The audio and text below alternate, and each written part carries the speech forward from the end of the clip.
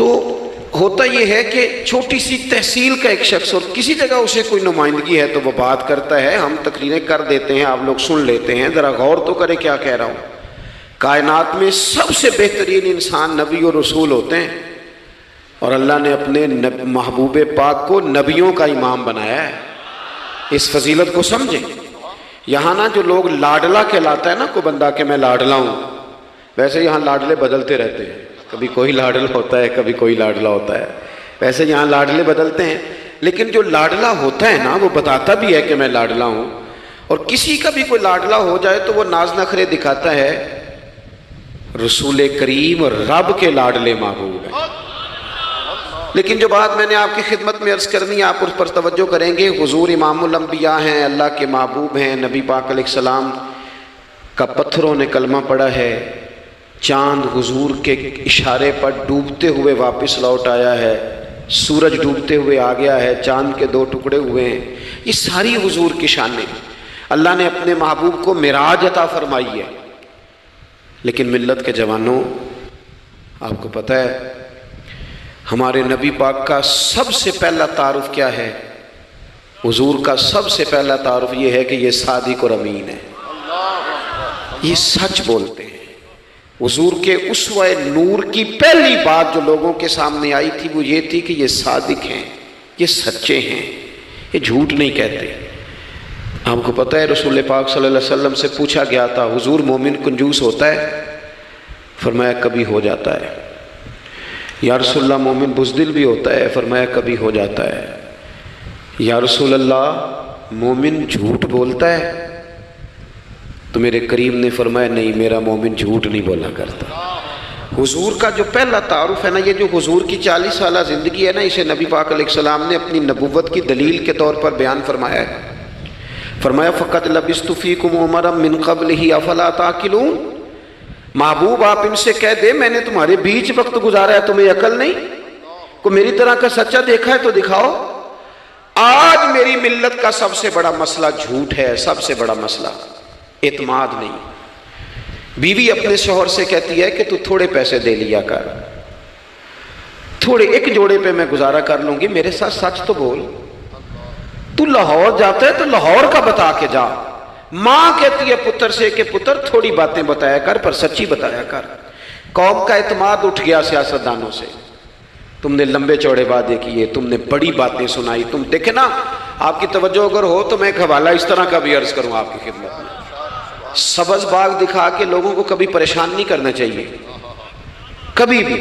یہ ہمارے پیر بھلا کیا کرتے ہیں بیچارے، ایک کرامت اللہ خیر کرے کبھی کوئی ایک بن جاتی ہے نا تو پھر وہ کمپنی کی مشہوری کا ذریعہ بنتی ہے۔ وہ کہتے ہیں اس کرامت کو بھی فیس بک پہ ڈالو۔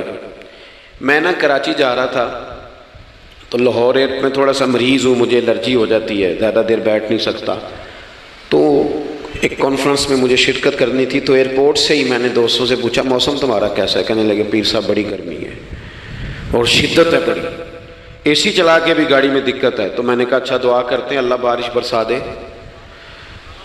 تو یہ دعا لاہور ہو رہی تھی، میں کراچی ایئرپورٹ پہ اترا تو بارش ہو رہی تھی۔ تو وہ جو مجھے لینے آئے تھے نا صاحب، وہ گاڑی میں ایک بندے کو کہہ رہے ہیں کہ وہ پیر صاحب نے لاہور آکھیا سی تو 1.5 گھنٹے جمی آ گیا ہے۔ وہ میں نے اسے کہا بس کر، اب آگے نہ بتا، ایسا نہ ہو کہ 2-4 لوگ آ جائیں کہ پیر صاحب جو کہتے ہیں وہ ہو جاتا ہے۔ جیڑے محرم راز حقیقت دے اور راز حقیقت کھول دے نہیں، جیڑے محرم راز حقیقت دے اور راز حقیقت کھول دے نہیں، اے جنہ ویکھیا نہیں او کرن گلاں، جنہ ویکھ لیا او تے بول دے ہی نہیں۔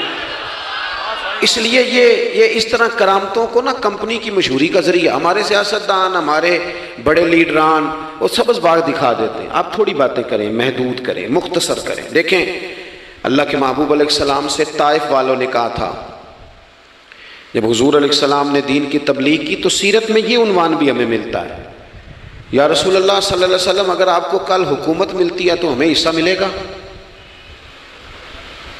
عرب کے لوگوں کا مزاج تھا نا، انہوں نے حضور سے کہا اگر کل کلاں حکومت ملتی ہے تو ہم شریک ہوں گے؟ تو حضور مسکرائے، اور میرے نبی پاک کو حکومت ملنے کا پاک کتنا زیادہ تھا کہ مکے سے ہجرت کر رہے ہیں، مدینہ شریف ابھی پہنچے نہیں، رستے میں سراقہ بن مالک سے کہہ رہے ہیں کسرا کے کنگن آئیں گے، یعنی حضور بتا رہے ہیں کہ سپر پاور بھی ساری یہاں آ جائے گی۔ حضور تو خندق والے دن ایک ہتھوڑا مارتے تھے تو فرماتے تھے روم فتح ہو گیا، دوسرا مارتے تھے تو کہتے تھے ایران فتح ہو گیا۔ یہ بخاری میں چیزیں آپ کو ملیں گی۔ حضور کو کامل یقین تھا کہ اذا جاء نصر اللہ والفتح، کامل یقین تھا کہ ان فتحنا لک فتحا مبینا، یہ ہوگا سارا کچھ۔ لیکن انہوں نے جب کہا نا ہمیں حصہ ملے گا تو حضور مسکرائے، فرمایا تم کہتے ہو حکومت تمہیں ملے گی، فرمایا بھائی سنو، حکومت اسے ملتی ہے جسے اللہ عطا کرتا ہے۔ بات ختم کر دی۔ سچ بولے زندگی میں، سچی بات کریں۔ اللہ کے رسول صلی اللہ علیہ وسلم نے ہمیں پہلا سبق سچ کا دیا، اسے سادی تقریر نہ سمجھنا، یہ عنوان دین ہے۔ اپنی زندگی سے جھوٹ کو نکال دیں۔ آپ جو تھوڑی باتیں کر لیں پر جو کہیں اس پر کھڑا ہونا سیکھیں، اپنی زندگی کے اندر استقامت کا نور لائیں۔ جوانوں، کبھی بھی جھوٹ کی بنیاد پر رشتے نہ قائم کرنا۔ آتے ہیں رشتہ دیکھنے والے تو کوئی باتیں سناتے ہیں، ہمارے گھر والے ہو بیٹا تو ولی ہوتا ہے، کیا بات ہے، اور پھر بعد میں یہ حالت ہوتی ہے کہ اماں کہتی ہے میں آپ بڑا سمجھانی ہے، انہوں میری بھی نہیں سنتا۔ تو وہ رشتہ دیکھتے وقت تو آپ نے کہا تھا کہ بہت بڑا درویش ہے۔ آپ اور بچی والے بھی کچھ ایسے کام کرتے ہیں، رشتہ کرانے والے سے کہتے ہیں ہم نے کار بھی دینی ہے۔ کیوں آپ نے لالچ پیدا کیا؟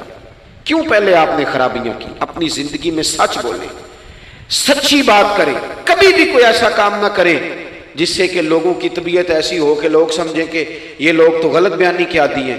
دیکھیں بخاری میں موجود ہے، سیرت کی تمام کتابوں میں الفاظ کے اختلاف کے ساتھ یہ اپنی اصل کے ساتھ یہ چیز ہر جگہ موجود ہے۔ حضرت ابو سفیان رضی اللہ تعالیٰ عنہ بعد میں مسلمان ہوئے، فرماتے ہیں میں جب شاہ روم کو حضور کا خط گیا تھا نا ہرقل کو، حضور صلی اللہ علیہ وسلم نے اس سے کہا کہ کلمہ پڑھ لو، خطوط لکھے نبی کریم نے۔ اس نے کہا یہاں ڈھونڈو کوئی عرب کا سردار اگر آیا ہو تو میں ملنا چاہتا ہوں۔ ابو سفیان کہتے ہیں میں بغرض تجارت وہاں موجود تھا، مجھے لوگ پکڑ کے بادشاہ کے پاس لے گئے، میں کلمہ نہیں پڑھتا تھا۔ جب کوئی کسی کا مخالف ہوتا ہے تو اس نے کوئی کہانی بھی یاد کی ہوئی ہوتی ہے، ان لوگوں نے کہانی بھی یاد کی ہوئی تھی، معاذ اللہ جادوگر ہیں، شاعر ہیں، یہ کہانیاں بھی سناتے تھے۔ کہتے ہیں کہ مجھے وہ لے گئے، بادشاہ کے سامنے کھڑا کر دیا۔ اب بادشاہ نے سوالات پوچھے، میں کوئی حق میں نہیں تھا کہ میں حق میں باتیں کرتا، میں تو اس وقت تک کلمہ نہیں پڑھتا تھا، اور جو کفار کہتے تھے وہ ساری باتیں میں نے کرنی تھی۔ کہتے ہیں بادشاہ نے اپنے دربار میں کھڑا کر کے سوال کیے، بڑے سوال پوچھے، بڑے میں نے جواب دیے، بڑے سوال پوچھے۔ یہ بھی پوچھا کہ ماننے والے ان کے غریب ہیں کہ امیر ہیں؟ میں نے کہا نہیں، ماڑے ماڑے بندے ہیں۔ میلاد کے جلوسوں میں بھی ماڑے ماڑے بندے ہی جاتے ہیں، ماڑے ماڑے ہیں، غریب لوگ ہیں۔ اس نے یہ بھی پوچھا کہ ماننے والے بڑھ رہے ہیں یا گھٹ رہے ہیں؟ میں نے سارے جواب دیے۔ او ملت کے جوانوں، خدا را میری بات سننا۔ ابو سفیان کہتے ہیں غیروں کا دربار، سوال کرنے والا بھی کلمہ نہیں پڑھتا، ابھی جواب دینے والا بھی کلمہ نہیں پڑھتا۔ اس نے مجھ سے کہا کہ آپ نے بتایا کہ آپ رشتے میں چچا ہوتے ہیں، یہ بتاؤ وہ جنہوں نے اعلان نبوت کیا ہے کیا کبھی انہوں نے جھوٹ بھی بولا ہے؟ آج لوگوں نے نام نہیں بدل دیا جھوٹ کا، کچھ نے بہانہ نام رکھ دیا جھوٹ کا، جی میں نے بہانہ کر دیا تھا۔ کچھ کہتے ہیں جی وہ تو میں نے تو بس ایسی بات، وہ تو میں نے مذاق کیا تھا۔ جھوٹ کے نام نہیں بدل دیے لوگوں نے۔ ابو سفیان کہتے ہیں مجھ سے بادشاہ کھڑا کر کے پوچھنے لگا کیا کبھی انہوں نے جھوٹ بھی بولا ہے؟ ابو سفیان کہتے ہیں کہ لمحے کے لیے میرے دل میں آیا کہہ دوں کہ بولا ہے۔ پھر میں نے کہا ایک تو یہ عرب کی وفاداری کے خلاف ہے، اور دوسرا میں کہوں گا وہ جادوگر ہیں تو شاید کو ایک سیکنڈ کے لیے توجہ کرے، میں کہوں گا وہ شاعر ہیں شاید کو توجہ کرے، اور مدینے والے نے جھوٹ بولا یہ تو مانے گا ہی کوئی نہیں۔ سنو سنو، جن چیزوں کو معمولی سمجھ کے ہم نے رائج کیا وہ ہمارا وقار لے گئی، دنیا ہم پر اعتماد نہیں کرتی۔ ہم اس ملک میں بستے ہیں جہاں زلزلہ بھی آئے تو غیر ملکی امداد کرنا چاہیں تو وہ کہتے ہیں حکومتوں کے ہاتھ میں نہیں دیں گے، خود جائیں گے۔ ہمارا یہ حال ہو گیا ہے کہ قوم پر اعتماد اٹھ گیا دنیا کا، ہمیں پلٹنا ہے، ہم نے دیکھنا ہے ہمارا رویہ کیا ہے، ہمارا انداز کیا۔ تھوڑی کر لیں باتیں، کوئی ضروری ہے صبح شام بولنا؟ تھوڑے کر لیں وعدے، تھوڑے دعوے کر لیں، کوئی ضروری ہے؟ سنو میرے عزیز، ابو سفیان کہتے ہیں کہ اس نے کہا کبھی جھوٹ بھی بولا ہے؟ میں سوچ میں پڑ گیا۔ بادشاہ نے پھر دہرا کے کہا سردار چپ کر گئے ہو، میرے آخری سوال کا جواب دو، کیا کبھی اس کریم نے جھوٹ بولا ہے؟ ابو سفیان کہتے ہیں میرے ہاتھ میں چھڑی تھی، میں نے وہ زمین پر رکھی اور میں کھڑا ہو گیا، میں نے کہا سردار سن، وہ میرے رشتے میں بھتیجے ہیں، میری بڑی مخالفت ہے، میں نے ان کے خلاف جنگیں لڑی ہیں، کبھی وہ غالب آئے کبھی میں غالب آیا، آج تک میں لڑ رہا ہوں، لیکن میں ایک بات تو میں ذمہ داری سے کہتا ہوں، میں غیر نہیں ہوں، وہ میرے بھتیجے ہیں، میں نے ان کو ماں کی گود میں بھی دیکھا ہے، دادا کے کندھوں پہ بھی دیکھا ہے، چچا کے گھر میں بھی دیکھا ہے، ختیجہ کا دولہا بنے بھی دیکھا ہے، زینب سے لے کر فاطمہ تک بیٹیوں کو گود میں کھیلتے بھی دیکھا ہے، میں نے انہیں بدر اور احد میں آتے بھی دیکھا ہے، میرے سامنے پیدا ہوئے اور میرے سامنے ان کے بالوں میں سفیدی آئی، مخالفت اپنی جگہ پر میں تمہیں یہ بات ذمہ داری سے بتاتا ہوں، اس محبوب کی زبان سے جو بھی نکلتا ہے حق اور سچ ہی نکلا کرتا ہے۔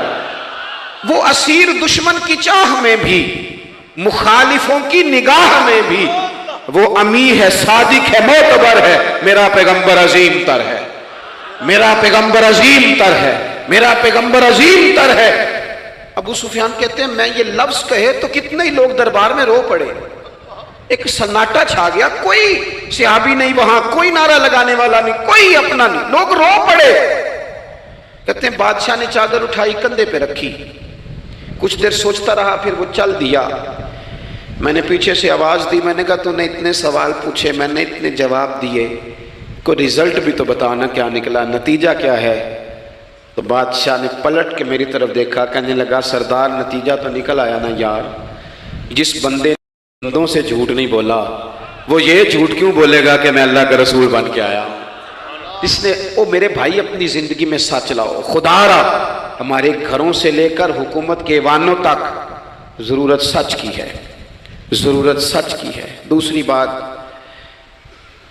اپنی زندگی میں دیانتدار ہو جائیں، چھوڑ دے سامنے والا کیا کر رہا ہے، میں اپنے اس ممبر سے دیانتدار ہوں کہ نہیں، یہ میں نے اللہ کو جواب دینا ہے، میں نے اتنی عزت سمیٹی ہے، دین کے نام پہ سمیٹی ہے، میں نے اللہ کو جواب دینا ہے۔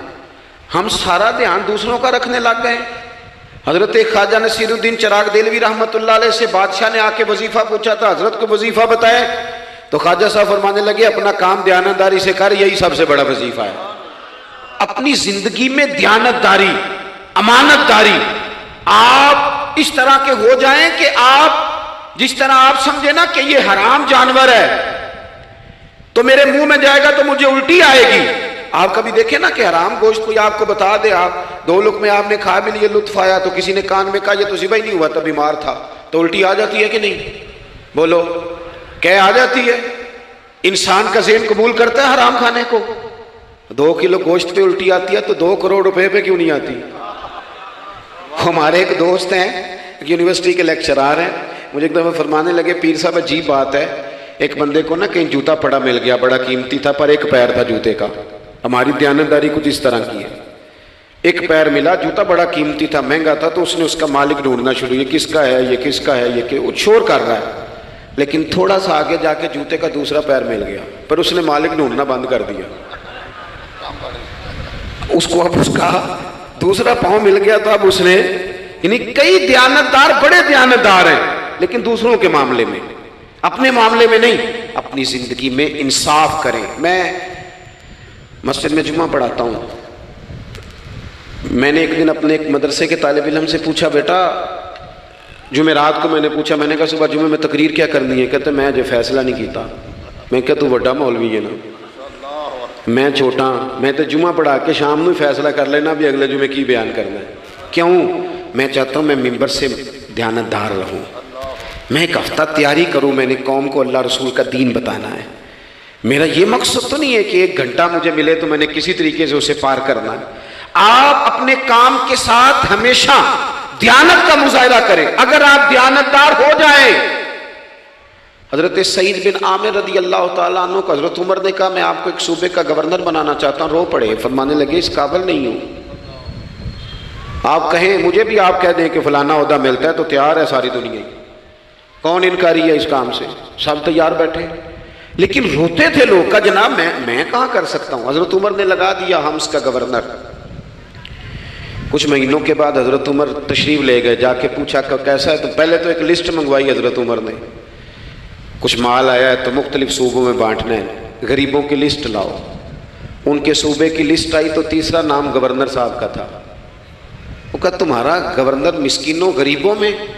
کہنے لگے حضرت صاحب جو لسٹ بنانے والے تھے وہ کہنے لگے اب ان کے وجود پر جو کپڑے ہیں جگہ کوئی نہیں بچی، پیوند کہاں لگانے ہیں۔ دامان توکل کی یہ خوبی ہے کہ اس پر پیوند لگے ہوتے ہیں پر دھبے نہیں ہوتے، پیوند لگے ہوتے ہیں پر دھبے نہیں ہوتے۔ حضرت عمر نے معلومات کی ان کے صوبے میں جا کے، تمہارا گورنر کس طرح کا ہے؟ عرض کی حضور 4 شکایتیں۔ یہ جمہوریت ہے؟ آج تو ہر سیاسی جماعت میں ڈکٹیٹرشپ ہے، آج کہاں جمہوریت ہے؟ آج تو آپ جتنے شاہ کے وفادار ہو جائیں گے اتنا اچھا عہدہ لیں گے، جتنا مرضی قابل بندہ ہو جماعت کے اندر، لیکن اگر وہ پورا تابع دار نہیں تو نظام نہیں چلتا، جتنا مرضی قابل ہو۔ حضرت سعید بن عامر رضی اللہ تعالیٰ عنہ 4 شکایتیں، عام آدمی شکایتیں کر رہے ہیں۔ حضرت عمر نے کہا کون کون سی؟ تو انہوں نے کہا جی پہلی شکایت یہ ہے کہ ہمارے گورنر، توجہ ہے میرے بھائیوں کی، انہوں نے کہا جی پہلی شکایت یہ ہے کہ گورنر صاحب صرف دن کو ملتے ہیں، انہیں رات کو بھی لوگوں سے ملنا چاہیے۔ دوسری شکایت یہ ہے کہ جب شروع میں آئے تھے تو فجر کے بعد بیٹھ جاتے تھے، مسائل سنتے تھے، اب سورج نکلنے پر اشراق چاشت کے ٹائم 8، 9، 10 بجے آتے ہیں۔ تیسری شکایت یہ ہے کہ ہفتے میں ایک دن ملتے ہی نہیں۔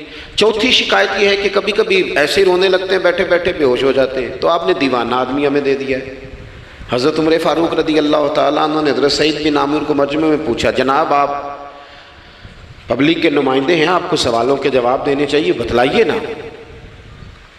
اور یہ پبلک کے نمائندے صرف سیاستدان نہیں ہوتے، پیر صاحبان بھی ہوتے ہیں، مسجد کا خطیب بھی ہوتا ہے۔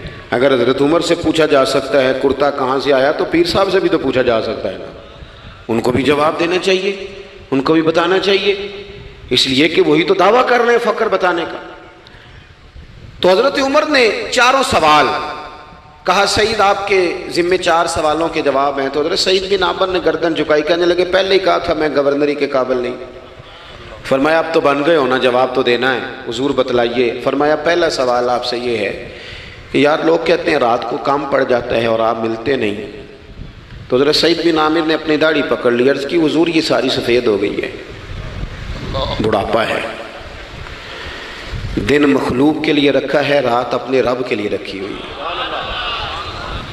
اگر پھر بھی کسی کو شوق ہو تو سعید بن عامر جب بھی ملے گا مسجد میں ملے گا، ساری رات بارگاہ ربوبیت کی او سنگیو تھوڑا مسلح بھی یار مضبوط کر لو، تھوڑا سا نا، ہم نہ تھک گئے ہیں فون سن کے۔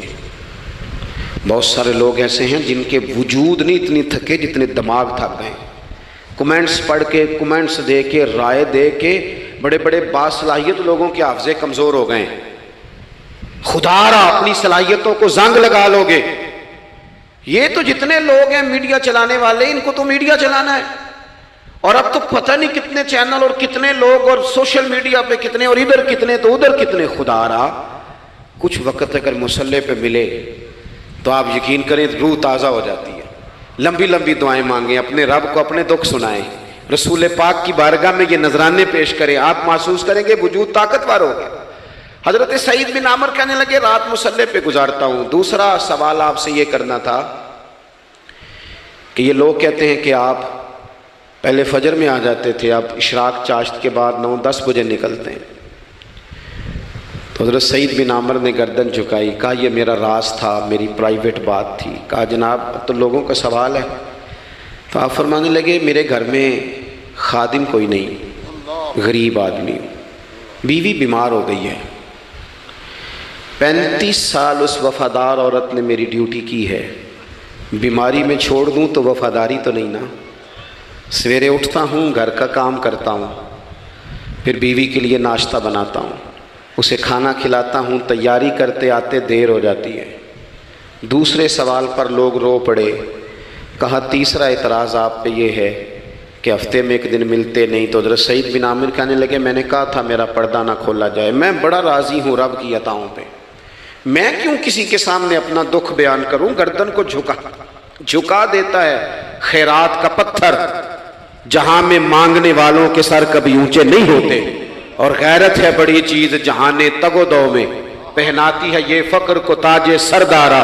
آپ موقع دیں جی، بڑی مہربانی، چھوڑ دیں جی، تھوڑی 1 منٹ صرف جی ہمیں دیں، بولیں نہیں پیار سے جی، ناراض نہیں ہونا، آپ ہمیں موقع دیں۔ بات بھی اب تقریباً قریب ہونے کے قریب آئی۔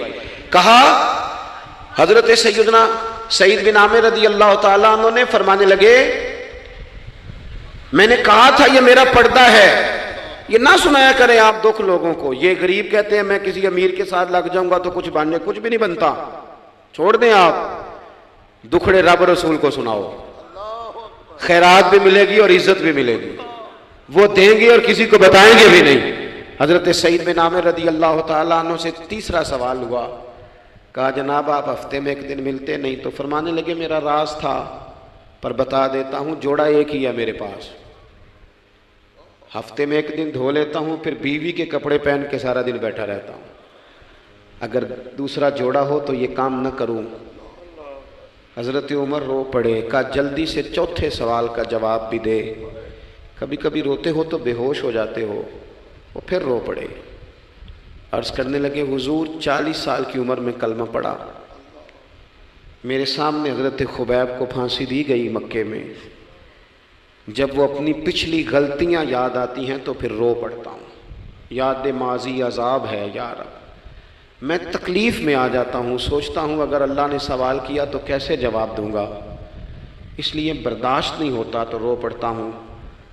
4 سوالوں کے جواب دیے تو حضرت سعید بن عامر کہنے لگے اب آپ نے مجھ سے سوالوں کے جواب تو لے لیے، اب میری سزا کا بھی تو اعلان کرے نا، بتائیں نا۔ تو حضرت عمر نے ہاتھ اٹھائے اور کیا لفظ کہے، کہے اللہ میرے نبی کی امت کو اس طرح کے کچھ اور لوگ بھی عطا فرما، کچھ اپنی زندگی میں دیانتدار ہو جائیں۔ تیسری بات آپ کی خدمت میں عرض کرنی ہے، رسول پاک صلی اللہ تعالیٰ علیہ وسلم نے نا ہمیں خالص کیا ہے، حضور کا سارا دین اخلاص کا درس دیتا ہے۔ یہ جو ریاکاری ہوتی ہے نا، نوجوانوں میری بات پہ غور کرنا، یہ جو ریاکاری ہوتی ہے نا، یہ بنیادی طور پر اداکاری ہوتی ہے۔ اداکاری بندہ زیادہ کر نہیں سکتا، تھک جاتا ہے۔ مخلص زندگی وہ ہوتی ہے جو آپ نارمل جیتے ہیں۔ مخلص آپ ہوتے ہیں جب آپ اپنی والدہ کے پاس نہیں بیٹھے ہوتے، آپ نے جب 5 اسٹار ہوٹل میں روٹی کھانی ہے نا تو پھر آپ کو پلیٹ کے ساتھ ٹیشو پیپر بھی ساتھ رکھنا پڑتا ہے، پھر رج کے روٹی کھائی بھی نہیں جاتی۔ رج کے کب کھائی جاتی تھی؟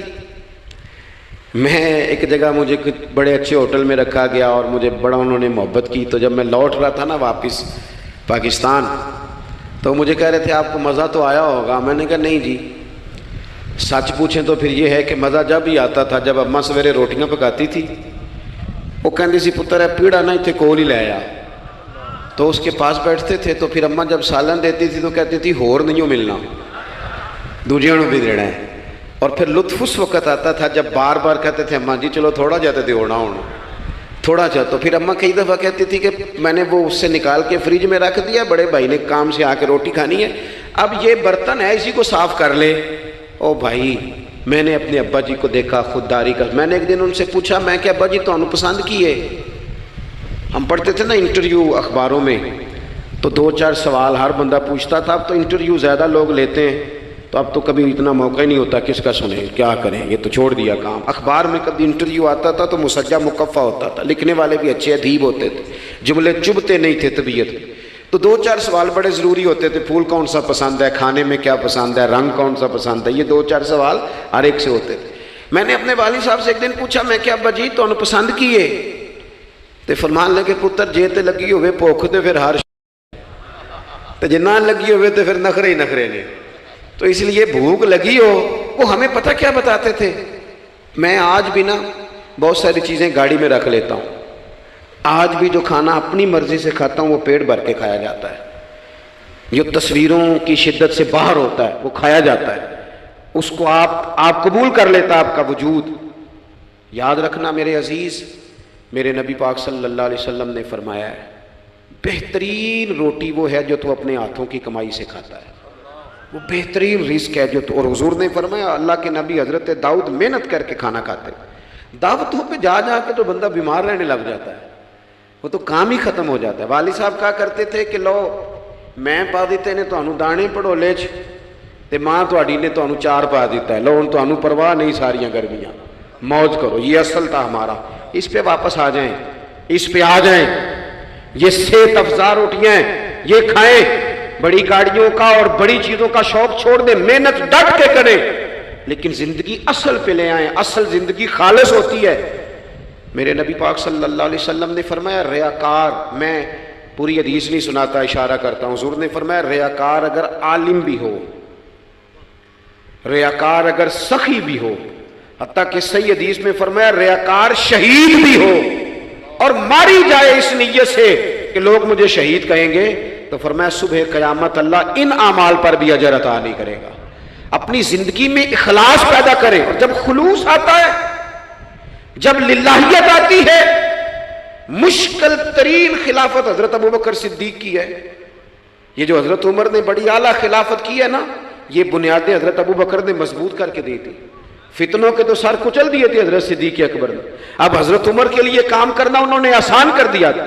میں اکثر کہا کرتا ہوں کہ حضرت عمر کی خلافت کی مضبوطی میں بڑا کردار حضرت ابوبکر صدیق کا ہے، اگر وہ مضبوطیاں نہ کرتے اتنی تگڑی تو کام آگے چلتا نہیں تھا۔ حضرت سیدنا ابوبکر صدیق کو بڑے فتنوں کا سامنا تھا، ختم نبوت کے محاذ پر کام کرنا ہے، منکرین زکوٰۃ پیدا ہو گئے، امت کو سنبھالنا ہے، یہ ساری ڈیوٹیاں کر کے نا دنیا سو جاتی تھی، وہ دنیا سو جاتی تھی، اور حضرت صدیق اکبر ایک نابینا مائی کے گھر میں جھاڑو دینے چلے جاتے تھے۔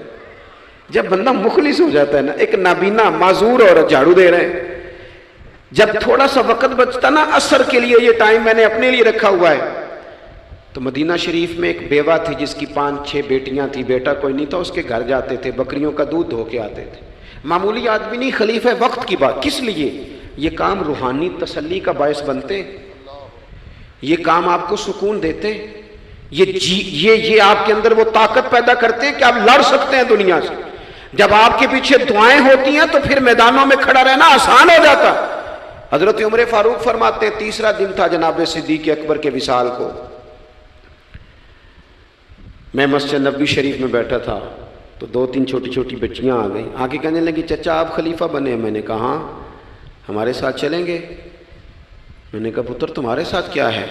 کہنے لگے ابو بکر صدیق عصر کے بعد ہمارے گھر آتے تھے، ہمارا بھائی کوئی نہیں، باپ انتقال کر گئے، بکریوں کا دودھ دھو کے دے جاتے تھے، کچھ بیچ کے گزارا کر لیتی تھی، کچھ پی لیتی تھی، 3 دن سے میری ماں رو رہی ہے، میری بہنیں روتی ہیں، اکھاں جدو میٹیاں زمانہ مینو روے گا، اونج تے بے قدراں کچھ قدر نہ جاتی کیتی خوب تسلی ہو، لیکن اکھاں جدو میٹیاں زمانہ مینو روے گا، اپنا تے اپنا بیگانہ بھی مینو روے گا، جدو نہ میں دسیا میں خاراں نو میں خانے وچ، پھر جام ٹوٹ جان گے تے میں خانہ مینو روے گا، کئی لوک لوک رون گے تے کئی بک بک رون گے، گلیاں دا یانا تے سیانا مینو روے گا۔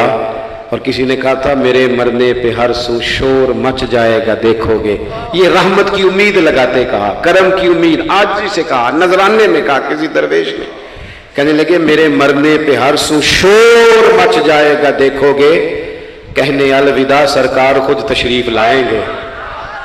اور کسی نے کہا تھا کہ بعد مرندے مکھڑا میرا ہو جاوے جے تازہ، پھر سمجھ لینا محبوب میرے نے آن پڑیا جنازہ۔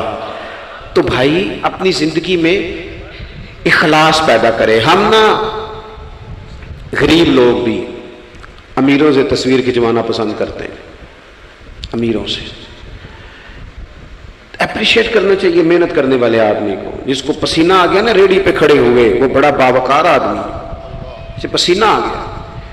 میں ابھی بھی کبھی کبھی جوتا گنڈوا لیتا ہوں، چونکہ میں نے دیکھا ہے میرے ابا جی مجھے کہتے تھے لے جا جتیاں توڑے پا کے ساریاں گنڈا لیا، تو یاد ہے تو میں ابھی بھی چلا جاتا ہوں۔ تو ہمارے ایک پرانے موچی ہیں، میں ان کے پاس ایک دن، وہ بڑے خوددار آدمی، 5 روپے کے 10 دے دے نا، وہ ان کو 10 دے دو، کہتے چوکا اپنے 5 روپیے، وہ ایک شاعر بیٹھے تھے نا، تو شاعر بھی بیچارے کئی اسی طرح کے ہوتے ہیں، ناراض نہ ہو جائیں شاعر، لیکن وہ کئی دفعہ نا ان کو بھی دیکھ کے لگتا ہے کہ کئی دنوں سے بیچارے نے روٹی نہیں کھائی، تو وہ موٹی چادر لیے گرمیوں میں کسی چوک میں بیٹھا تھا نا شاعر، تو کوئی بندہ جاتے ہوئے 5 روپے دے گیا، اس نے کہا یہ کیا ہے؟ کہنے لگا کھانا شانا کھا لینا، پر شاعر نے کمال بات کی، اس نے کہا یہ آرزوئے کرم اور میں آپ سے کروں، یہ آرزوئے کرم اور میں آپ سے کروں، یہ بھیک اس کو دیجیے جس کا خدا نہ ہو۔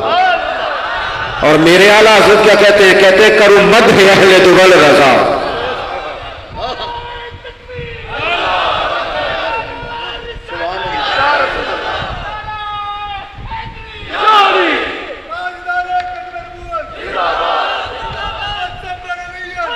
ماشاءاللہ۔ تو آپ حضرات میری بات سنیں گے، اپنی زندگی میں اخلاص لائیں، للہیت لائیں۔ چوتھی بات سنیں، اور میں اسی پر بات سمیٹنے کی کوشش کروں گا۔ اللہ کے رسول صلی اللہ علیہ وسلم کی سیرت مبارکہ میں جو چیز آپ کو بڑی نظر آئے گی نا، وہ احساس ہے۔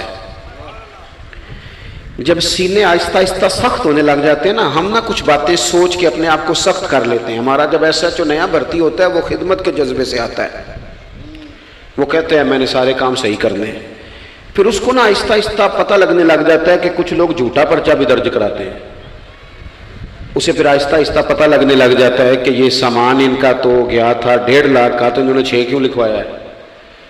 پھر وہ پھر سخت ہونے لگ جاتا ہے۔ لوگوں کو دیکھ کے سخت نہ ہو، سخت نہ ہو۔ پھر آپ کے پاس بڑی باتیں، مجھے ایک دفعہ ایک صاحب نے کہا آپ کو تقریر پہ بلانا ہے، پیسے کتنے لیتے ہیں؟ میں نے کہا دے دو 1.5-2 کروڑ روپیہ۔ کہنے لگے تو بہت زیادہ نہیں، تو میں کہا وکنا ہے تو پھر بندہ چاج نہ وکے۔ اب تیرا خیال ہے 25-30 ہزار اپنا ریٹ لگوا لیں، اتنے لو ہو جائیں، سانو تخت ہزارے دی لوڑ کیے نالے کی لگے شہر بمول دے نال اسی اپنی بال کے سیکنے ہیں۔ میں نے بہت بڑا مدرسہ شروع کیا، باہر گلہ نہیں لگایا۔ مجھے ایک صاحب کہنے لگے خیر تے ہے تو ان پیسے کتوں ہوندے نے؟ میں کیوں اتھوں جتوں ہوندے نظر نہیں ہوندے۔ فاضل بریلوی کہتے کرو مدح اہل دول رضا، اور پڑے اس بلا میں میری بلا، میں گدا ہوں اپنے کریم کا، میرا دین پارا ہے نہ نہیں، اور کون دیتا ہے دینے کو منہ چاہیے، دینے والا ہے سچا ہمارا۔ میں نے تو معذرت بھی کرنی تھی، میرا خیال ہے کہ 35 سے 37 کے بیچ لوگ ایسے تھے یہاں سے جو آج صبح سے سر شام تک فون کرتے رہے کہ آپ نے چائے ہماری طرف پینی ہے، کھانا ہماری طرف کھانا ہے۔ میں ان دوستوں سے اکثر کہا کرتا ہوں جو میرے ساتھ ہوتے ہیں، میں کہتا ہوں کہ لوگ تلاش کرتے رہتے ہیں، ڈھونڈتے رہتے ہیں کہ رات رہنے کو جگہ ملے، اور ہمارا یہ حال ہے۔ کس نام پہ؟ رسول اللہ کے دین کے نام پہ، حضور کے دین کے نام پہ۔ اپنی زندگی میں احساس پیدا کریں۔ اگر آپ سخت ہو سکتے ہیں، کچھ بھی کہہ کے سخت ہو جائیں، کچھ بھی کہہ کے۔ مجھے میرے سنگی کہتے رہتے ہیں 7-8 گھنٹے کا آپ سفر کر کے جاتے ہیں تو آپ فوٹو والوں پہ سختی کریں، آپ نے کسی سے نہیں ملنا، میں نے ذرا آرام کرنا ہے، میں نے تھوڑا لیٹنا ہے۔ تو میں کہتا ہوں یار اپنی اوقات بھی تو ہمیں دیکھنی چاہیے تھی، کون کسی کو ملتا ہے؟ کوئی دور ہے؟ احساس پیدا کریں قوم کا، اپنے دل میں احساس لائیں۔ جب آپ سخت ہو جاتے ہیں نا تو پھر آپ سب کے لیے ہو جاتے ہیں۔ جب بندہ سخت ہو جاتا ہے نا، تھوڑا تھوڑا نا ہمیں لالچی بنایا گیا ہے، مختلف چیزوں پہ انعام رکھے گئے، مختلف رنگوں میں لوگوں کو مختلف انداز میں قائل کیا گیا، مزاجوں میں کچھ بھرا گیا ہے۔ وہ اس طرح کا ماحول بن گیا کہ باپ نے جوانی پتر کو دے دی۔ ساری زندگی وہ جو لوگ سعودی عرب یہاں سے گئے تھے 35 سال انہوں نے وہاں کمبل نہیں بدلا، جس کمبل میں انہوں نے جاتے خریدا تھا واپسی پہ بھی وہی تھا۔ رہائشیں یہاں بنی وہاں نہیں بنی۔ میں نے بیرون ملک ایسے لوگ دیکھے ہیں جو 3 وقت روٹی نہیں کھاتے، 2 وقت کھاتے ہیں کہ گھر پیسے بھیجنے، لیکن لالچ اتنا عروج پہ چلا جاتا ہے بعض گھروں کا، سب کا نہیں بعض کا، کہ اسی باپ کو جس نے زندگی لگا دی، بچے کہہ رہے ہوتے ہیں ابا جی آپ کو ڈھاب کا کام کر لیتے تو آج ہمارے وارے نعرے نہ ہو جاتے۔ مجھے ایک بزرگ فرمانے لگے پیر صاحب بالاں کو بھی عزت کران لی ابے دا مالدار ہونا ضروری جے۔ خدا را اس سے باہر آئیں، احساس پیدا کریں۔ جب احساس آ جائے، قرآن مجید نے میرے نبی پاک کی شان یہ بیان کی ہے کہ عزیز علیہ ما عنتم حریص علیکم بالمؤمنین رؤوف الرحیم۔ یہ کمال ہے، اس سے آگے کیا کوئی حاشیہ دے سکتا ہے؟ رب فرماتا ہے لوگو تم مشقت میں پڑو تو میرے نبی کو تکلیف ہوتی ہے، آپ کبھی حدیثیں پڑھیں نا تو رونگٹے کھڑے ہوتے ہیں. آپ کو درجنوں حدیثیں اس عنوان کی ملیں گی کہ حضور فرماتے ہیں میرا دل کرتا ہے لمبی نماز پڑھاؤں, نماز اللہ کی, دل حضور کا کرتا ہے. فرمایا دل کرتا ہے لمبی نماز پڑھاؤں, لیکن پیچھے سے کسی بچے کے رونے کی آواز آتی ہے, کسی بوڑھے بیمار کا خیال آتا ہے, میں نماز چھوٹی کر دیتا ہوں. حضور فرماتے ہیں میرا دل کرتا تھا ہر وضو کے ساتھ مسواک ضروری قرار دے دوں, پر تمہیں تکلیف ہوگی, نہیں ضروری قرار دے. آپ احساس کی شدت تو دیکھیں. فرمایا میرا جی چاہتا تھا کہ میں تہجد اپنی امت پہ ضروری قرار دے دوں, لیکن میں نے اپنی چاہت نہیں دیکھی, غلاموں تمہاری نیند دیکھی ہے. وہ دوستو اتنا احساس. دشمن جب قابو آتے ہیں نا, میں نے ایک اور بھی عرض کرنی ہے چلتے چلتے, جو سیاسی فرقہ واریت ہے نا آج ملک کے اندر, آپ جس جماعت کو ٹھیک سمجھا آپ نے, آپ وہاں چلے گئے, جس نے جس کو ٹھیک سمجھا, لیکن ہم سب سے پہلے مسلمان ہیں, اس کے بعد پاکستانی ہیں. ہمیں اخلاقیات کا دائرہ کبھی نہیں چھوڑنا. اختلاف کے بھی آداب ہوتے ہیں, اختلاف جس سے بھی کریں دلیل کی حد تک کریں, اس کی ذات تک اتر کے نہیں. مہذب قومیں یہ کام نہیں کرتی. حضرت ابو ایوب انصاری نے حضرت عمر سے اختلاف کیا اور سخت کیا. کہا جناب یہ آپ نے, حضرت عمر کو بات کرنے لگے تو حضرت ابو ایوب انصاری کھڑے ہو گئے, کہنے لگے یا حضرت ابو ذر غفاری کھڑے ہو کے کہنے لگے نہ آپ کی بات مانیں گے نہ آپ کی اطاعت کریں گے. فرمایا میں نے کیا کیا ہے؟ تو کہنے لگے چادر تو ایک ایک بٹی تھی, تو آپ نے اسی چادر کا کرتا اسی کا تامت کیسے بنا لیا؟ حضرت عمر فاروق نے, انہوں نے سوال کیا تھا, حضرت عمر نے دلیل دی. فرمایا میرے بیٹے سے پوچھ لو. حضرت عبداللہ ابن عمر کہنے لگے ایک چادر چونکہ مجھے بھی ملی تھی میں نے اپنے ابا کو دے دی, لہذا کرتا بھی بن گیا. اور اب ہمارے ہاں نا دلیل ملنے پر بھی لوگ اعتراض نہیں چھوڑتے, کیونکہ ذاتی ہوتا ہے نا, دلیل تک تو اختلاف ہوتا نہیں. او میرے بھائی, اختلاف کے بھی آداب ہونے چاہیے. وہ کسی نے کہا تھا کہ تعلق توڑ دینے کے بھی کچھ آداب ہوتے ہیں, کسی کو چھوڑ دینے کے بھی کچھ آداب ہوتے ہیں. اور کسی نے کہا تھا کہ قاتل کو کوئی قتل کے آداب سکھائے, دیکھو دستار کے ہوتے ہوئے سر کاٹ رہا ہے. کوئی ایک چیز چھوڑ دے.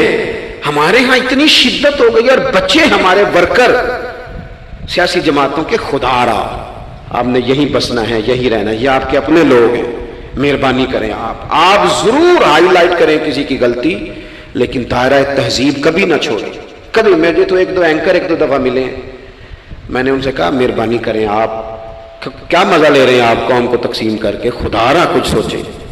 آپ کا شغل لگا ہوا ہے, اور یہاں غریب کا یہ حال ہے کہ یہ ابھی عید آ رہی ہے نا, ہم نے بھی کچھ نیکیاں بند کر دی ہیں بعض چیزوں پہ. یہ رمضان شریف گزرا نا, میرے جیسے آدمی کو لوگ نیک سمجھتے ہیں اور اپنے دکھڑے سناتے ہیں.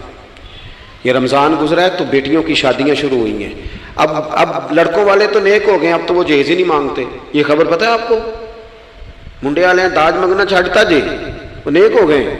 وہ کہندے اسی تہاڈے کو جہیز نہیں لینا, بس 600 بندے دی روٹی پکانی تسی, تے صحیح پکانی جے منڈے دے 11 ایکو واری آنا ہے.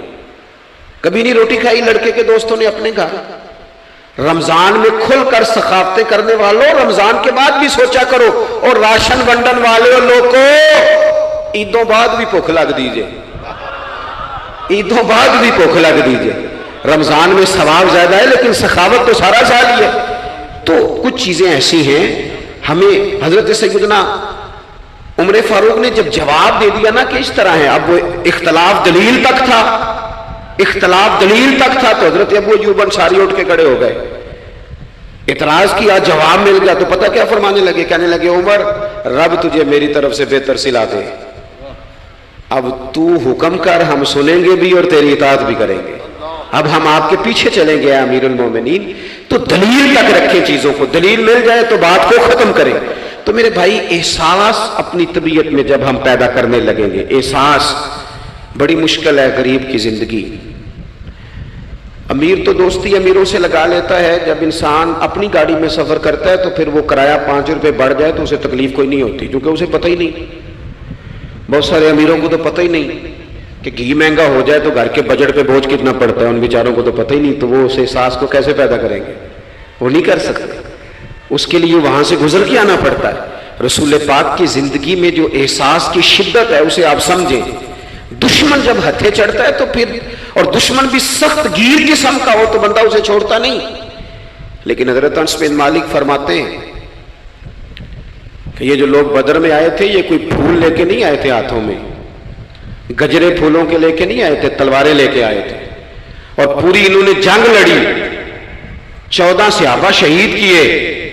لیکن جب ان کو لا کے باندھا گیا نا مدینے میں تو غصہ تھا صحابہ کو، کس کس کے ہاتھ باندھے. حضرت عباس بھی تھے، جب وہ ہائے ہائے کرتے تھے نا، مخالف تھے. توجہ ہے میری بات پر؟ او بھائی، جو پیار بیٹی پہ آتا ہے وہ بہو پہ بھی تو آنا چاہیے نا، اس پر بھی تو وہ بھی تو کسی کی بیٹی ہے نا. اگر تجھے اپنے بیٹے کی دھوپ تنگ کرتی ہے تو ملازم کے پتر اگر دھوپ میں کھڑے ہیں تو وہ بھی تو تجھے احساس ہونا چاہیے، ورنہ خود غرض ہو جائیں گے ہم. بات ختم کر رہا ہوں، غور کرنا. حضرت انس بن مالک کہتے ہیں میں مسجد نبوی شریف میں حاضر ہوا تو بے چینی کے عالم میں کبھی حضور ادھر جاتے تھے، کبھی ادھر آتے تھے، کبھی ادھر جائے. یا رسول اللہ کیا ہوا؟ یہ وہ لوگ تھے جنہوں نے ستایا تھا، آج باندھا ہے، حضور کیا ہوا؟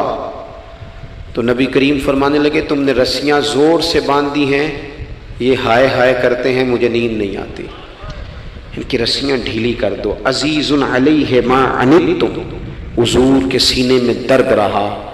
وہ درد کبھی حضور کو طائف لے جاتا، کبھی کہیں، اور وہ درد کی وہ پیار کی شدت اتنی تھی کہ جب بڑی تکلیف دی نا میدان احد میں اور دانت مبارک شہید کر دیے تو حضرت صدیق اکبر نے کہا یا رسول اللہ دعا کریں یہ تباہ ہو جائیں.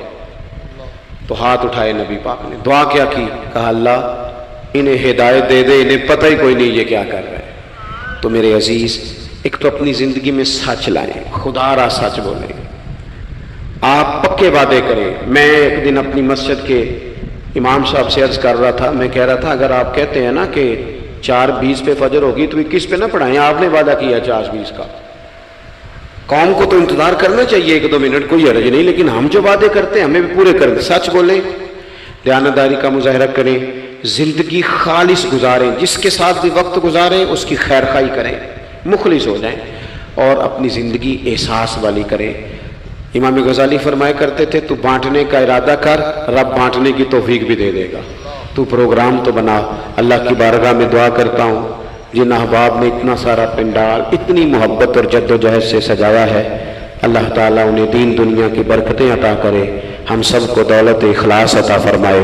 آخر دعوانا ان الحمد للہ رب العالمین.